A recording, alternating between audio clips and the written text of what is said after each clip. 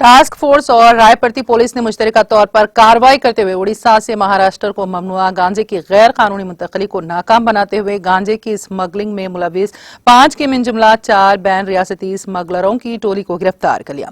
तफसीलात के मुताबिक टास्क फोर्स और रायपरती पुलिस ने मुश्तरका कार्रवाई करते हुए गांजे की स्मगलिंग में मुलविस 5 के मिन जुमला 4 अफराद पर मुश्तमिल बैन रियासती टोली को गिरफ्तार करके उनके कब्जे से 64 किलो गांजे को जब्त कर लिया। जब्त शुदा गांजे की मालियत 6,40,000 रुपए बताई गई हैं, जबकि इस वाक़े में मुलविस एक और मुलजिम मफरूर बताया गया है।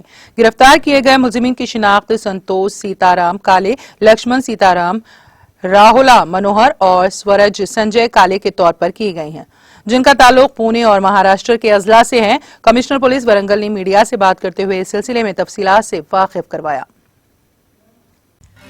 नाज़रीन, हमारे टीटीवी न्यूज़ को सब्सक्राइब करें, बेल आइकॉन को प्रेस करें, शेयर करें और लाइक करना ना भूलें। और किसी भी एडवर्टाइजमेंट के लिए हमारे इस नंबर पर कांटेक्ट करें। हमारा नंबर है 9550102020 पर।